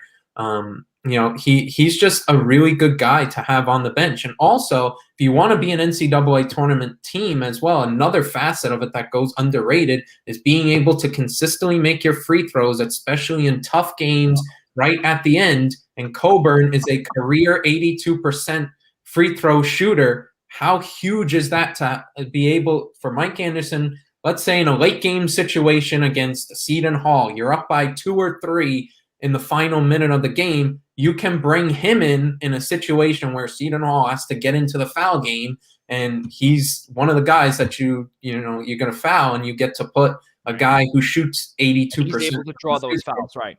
Right there. That's another asset that's not being, not talked about enough. And the fact is, he's also a really smart guy. He's coming here to St. John's for the pharmacy program, so a great guy on and off the court. For the program. So I think it's a really good ad for him on that, for St. John's on that end. Yeah, there's really no doubt about it. And again, as we brought up also about sending out 10, being able to do that relatively again is really great stuff too. Guys, let's keep moving forward here. We've still got a few more minutes here on our show, but a couple of sports updates here. Last night, there was a tragic passing. Columbus Blue Jackets goaltender Matis Kivlenieks tragically passed away at the age of 24 yesterday. Reports came out was because he made a tragic fall. That was not the case. Unfortunately, a firework basically hit him in the chest. That was, quote, blunt force trauma to the chest. And effectively, he succumbed to those injuries. For some of those that do light off fireworks, again, leave it to the professionals. It's very it's straightforward. Please leave it to the professionals, and that includes myself, obviously. I'll be honest with you. I've had some fireworks related issues before, and we've had some dealings where a mortar falls over. You don't have it on plywood, you don't have it on flat ground, and it falls over, and then you're midway through and you have to literally run for your dear life because it is a gunshot literally that could kill you, and it did yesterday for Kivlenieks. I don't do it anymore because of things like that, and because of that one time that it did happen to me. I leave it to the professionals, and just simply, if I want to go see fireworks, I go elsewhere and see the professionals do it at a show or a park or anything along those lines. Matis Kivlenieks was 24 years old. He was trying to clear everyone out of the way, his friends. And unfortunately, he made the sacrifice and took his own, and obviously his own life was taken because of that. So 24 years old, Matis Kivlenieks. We saw some tweets about it from Max Domi. He said he's going to miss him, old friend. And, it's definitely a big loss in the National Hockey League, as well as the Columbus Blue Jackets family. where he's no longer with us here on this earth. Guys, a little more happy thoughts, and actually a little more gagging thoughts. Joey Chestnut broke his own record with 76 hot dogs taken down. Mike Szabo, I can see you gagging through the screen right now. How disgusting is that? 76 hot dogs. Well, every time I hear this stuff about the hot dog eating contest, all I can think of about how much waste is going to be in the toilet right afterward.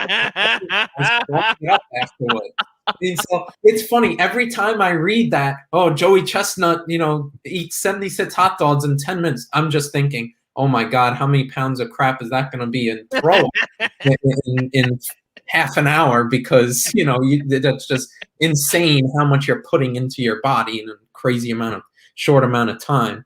But hats off to him. I mean, I don't know how it's just nuts how you stuff your face like that in such a short amount of time.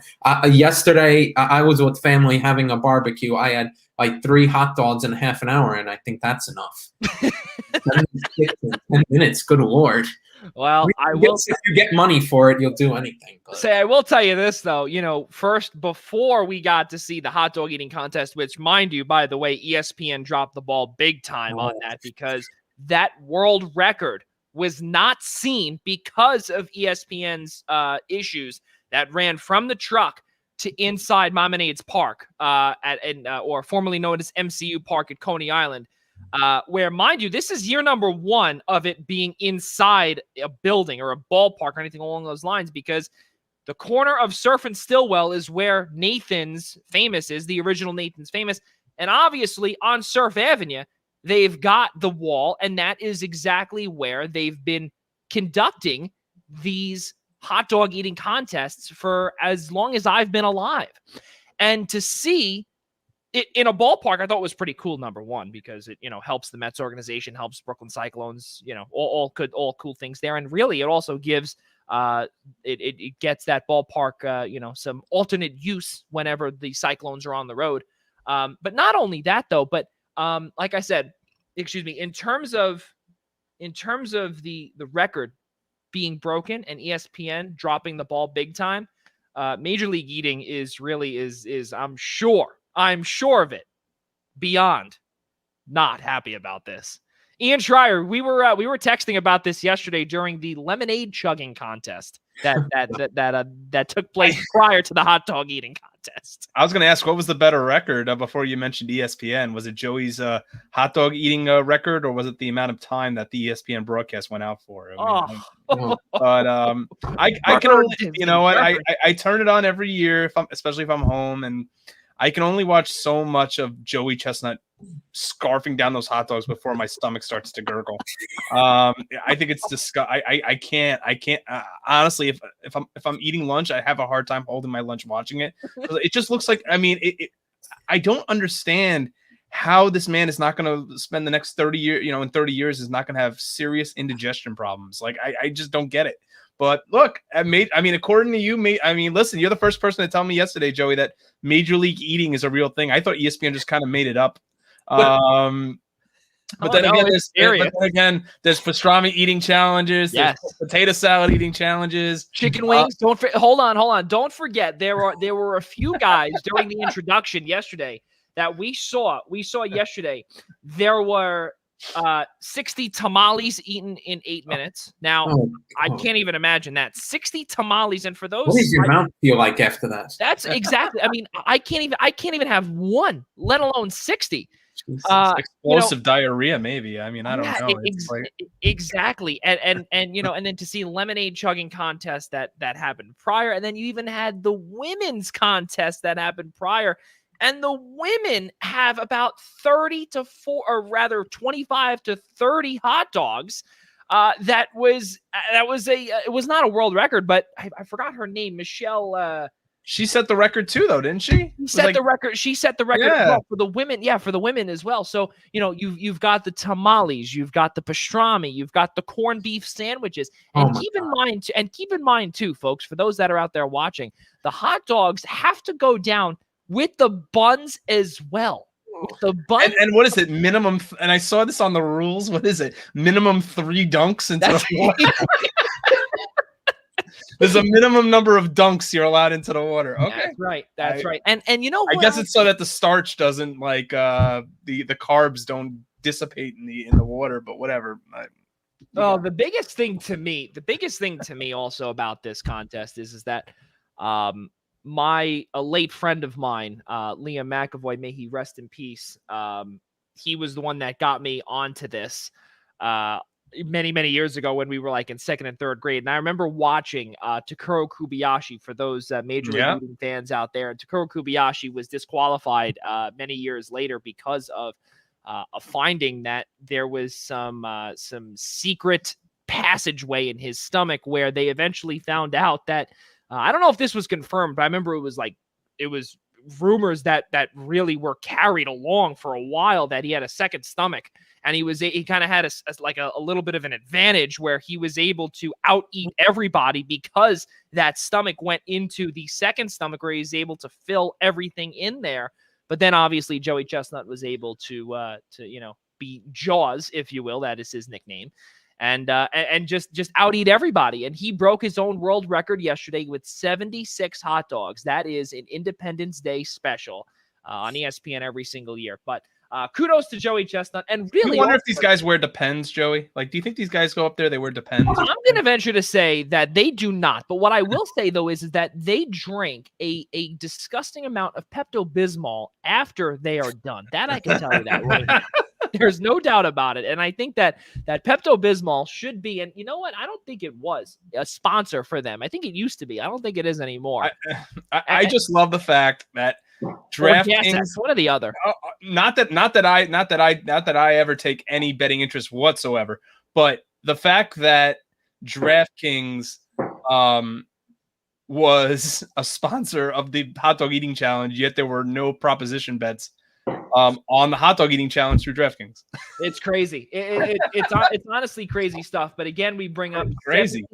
76 hot dogs was the world record. So congratulations to Joey Jaws Chestnut for just completely out eating everybody. And there was not a single doubt in anyone's mind, including some of the competitors, that he was going to give in or anything. I believe there was about a 20 hot dog lead. And I can't believe I'm saying this, a 20 hot dog lead by like 3 minutes in. It was something disgusting. And he would dunk it into the Nathan's Famous lemonade. Disgusting stuff. But that is the tradition on July 4th, every day or every year at 12 noon Eastern time on the corner of Surf and Stillwell at the original Nathan's Famous. And we'll see if Jaws can come back next year, and he's definitely going to reclaim his title yet again and just keep on defending it every single year for as long as I've known. I believe since 2007 or 8 or something along those lines, he has won it, and he has won it easily. There's there's no ifs, ands, or buts with him winning any of those. Guys, Hard Knocks was just announced a couple of days ago that the Dallas Cowboys will be the team featured on the HBO series Hard Knocks. It will be premiering on August 10th at 10 p.m. Guys, do either one of you watch Hard Knocks? I watched it seldomly the year that the Jets had it when Rex was coaching. I just think this has the potential, though. As a fan, makes me want to watch it because it's the Cowboys, and B, makes me wonder what we're going to learn more about with Jerry World, and the Cowboys, and I think it might be better than pay-per-view, to be quite honest with you. And I think it's definitely going to be worth a watch because I think it's going to give the year of the Rex and the Jets on Hard Knocks, which I feel like has been held in this area up to the gold standard of all the jokes that Rex would tell, and there'd be all these stories. Did you watch Hard Knocks last night with the Jets? Did you watch Hard Knocks with the Jets? So I think I think with Jerry around, this is going to make it all the more entertaining. So kudos to the NFL on because I know that there are certain teams that are required, I guess, based on the year that you had previously, and I know the Giants were part of that list, that if you're picked, you can't say no. So go figure, of all the teams, they picked the Cowboys. And I'm sure that Jerry Jones was trying to get out of it in some way, I bet. shape, or form. But you know what? See, that's the thing. If you say no to that, then it's very simple. You're simply going to get on it regardless, and that is an NFL rule. Yeah. You have to do it. You have to do it, and now you get to be exposed to certain things on HBO. Really cool stuff. I will tell you though, got to see Los Angeles Rams a couple of years ago. Really, really great. Great stuff there. I did not watch it last year. I don't remember who was on it last year. But whoever it was last year, I did not get to Raiders. watch it. Raiders. Oh yeah. Was it the Las Vegas Raiders again?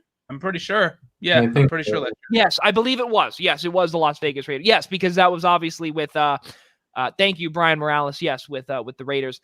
Because I remember the whole Antonio Brown. I did watch it last year, actually. Yes, where we got to see his foot, which looked absolutely disgusting. And him wearing his original helmet that obviously became expendable. You weren't able to wear that helmet because of safety protocols. And then obviously the move from Oakland to Las Vegas. That was some pretty good stuff. Guys, let's keep on moving forward here. And that's pretty much it. And when I say let's keep moving forward here, we still got our kudos to do. We forgot to do our kudos last week, but let's start with Ian Schraier in terms of who the kudos goes to for episode number 60. Ian Schraier, let's get things started here on our kudos portion of the show. Joey, thank you. And my kudos are going to go to two people. Since we didn't get a chance to get to our kudos last week, I wanted to include, since they both are involved in the collegiate athletics profession, my first kudos goes to the now former head coach of the LIU Post Pioneers / LIU Sharks Division I, formerly Division II, now Division I football program, Brian Collins, who was my boss and brought me home to be their athletic media relations director from 2013 until 2017. It was just a great 4 years working there. And I've known Brian since my days as a student at Post, and he was named head coach there in 1998. He's the school's all-time winningest coach, the program's all-time winningest coach, and just leaving a lasting legacy behind for that university in his time as athletic director for that program and leading young men between the ages of 18 to 21 on the gridiron. And just want to congratulate Brian on a phenomenal career at LIU, and hope there is more and more to come to see of Coach Collins. And then my second kudos goes to now the former Associate AD and Sports Information Director at the College of Staten Island, Dave Pizzuto, who will be taking on a role now working in university communications. David's been at CSI. I mean, he believe in his career, he spent 98% of his career working at the College of Staten Island. I believe he spent a couple of years somewhere sandwiched in between early on at Division II Georgian Court down in Lakewood, New Jersey. So just want to wish Dave all the best and congratulations on a phenomenal sports information career, and just, again, happy trails, but also hope to see him back in the sports information profession soon. I'm going to go with this. My kudos goes to the legendary Marv Albert. Marv Albert finished his 55-year broadcasting career a couple of nights ago. Bucks Hawks was his last broadcast. And to see Marv, what he has been doing, if you don't watch the NBA, or if you do watch the NBA casually, you know who Marv Albert is.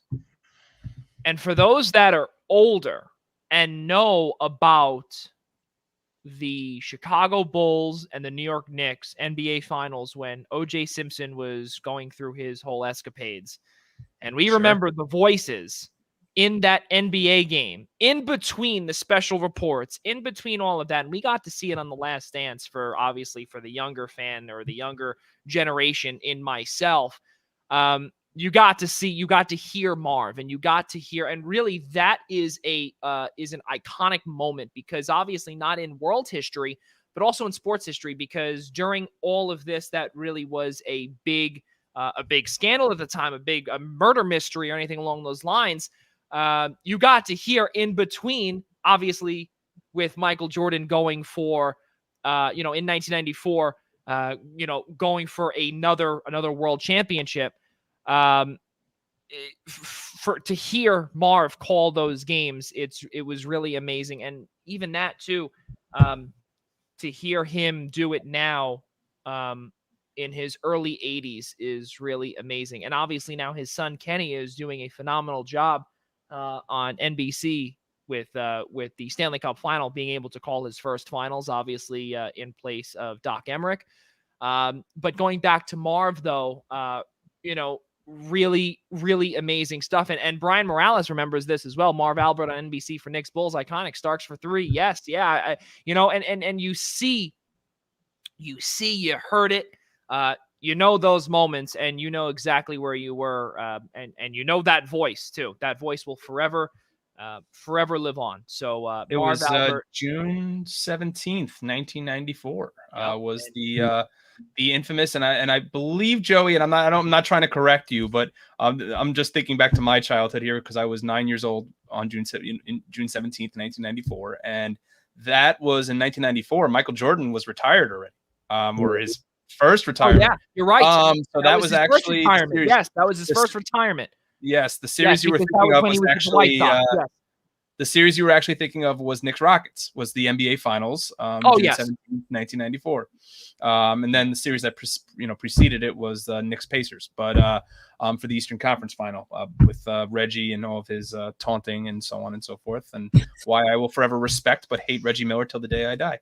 But nevertheless, Reggie Miller tortured me a lot as a child. So as did MJ and so many others. But yes, I'll never forget June 17th, 1994, or Marv Albert's calls of yes, as long as I live. He's just a legend, especially all his years broadcasting the Knicks. Before it was Mike Breen and Clyde. It was Marv. So just want to congratulate him on an outstanding career. Mike Szabo, your kudos goes to? My kudos are going to bring it back a little bit to what you and I, Ian, talked about 2 weeks ago with the European Championships. And once again, going to shout out Denmark, who, of course, we heard a couple of years ago, it was a shocking moment for the sports world when we had the circumstances surrounding Christian Eriksen and his collapse on the field. And, his struggles, and gladly now that he's out of the hospital, glad to see that that's the case, that he's up and about and doing well. But going from a scary moment there to start off the tournament, and now going all the way to the semifinals, the farthest they have been since they won the competition in 1992, little Denmark, who would have known? It's just an absolutely incredible story. And if they're able to, God forbid, if they were able to make it to a final and do the spectacular, I don't think they will. I think England will be strong and beat them. England's stronger and will beat them there. But either way, it's just an incredible story. The run that they have made on the backs and the inspiration of doing it,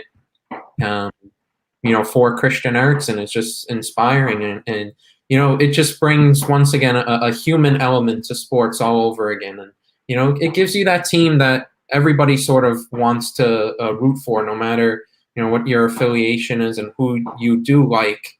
Denmark in this tournament just had a certain thing that everybody just gravitated toward. Even if you didn't know what happened with Christian Eriksen. It's just been a great run. We'll see what happens, but kudos to them for what they've been able to do. Yeah, really crazy stuff to see that also, that the UEFA Euro is coming to a close, I believe next week. I think July 11th, I think is July 11th, Sunday afternoon. Yeah, really crazy stuff that, and then 2 weeks after that, you're going to be seeing the world's best soccer players on the Olympic stage, roughly 2 weeks after that, which is really amazing. So, for all of the European soccer fans out there that saw their respective team may have lost, you might be seeing them once again, roughly in about 2 weeks. This is going to be the craziest summer in terms of sports, because table tennis will be coming your way, and Ian Schraier knows table tennis, badminton, those two sports will lead the way in the world of the Olympics. There's no doubt about it. And Olympic soccer follows in 2 weeks. Olympic soccer follows in 2 weeks, and then About a month and a half after that, we've got World Cup qualifiers starting. That is true. That is true. But before all of that, though, we've got badminton and table tennis. So all good things there coming ahead. Wouldn't you just love to see Mike? Wouldn't you just love to see Joey do Olympic crew one of these days, lightweight rowing, or maybe in the winter we'll put him on alpine skiing and see how he looks on the slide or something like that. Where he comes up with this, I know he does it to bust my chops, but I just can't deal with him. Oh man, Ian, what? So Ian, I have to ask you this then: what really grinds your gears in terms of the Olympics? Then on a good day, Joey Jarzynka grinds my gears every day. Ladies and gentlemen, let's conclude our show by telling you about tomorrow's show, the Essential Wrestling Podcast, which is presented to you by ProWrestlingPick'em.com. It comes your way tomorrow, July 6th, beginning at 6 p.m. It's going to be live right here on the Eastern Observer. You could find it on iHeartRadio, Spotify, Apple Podcasts, Google Play Store, as well as YouTube.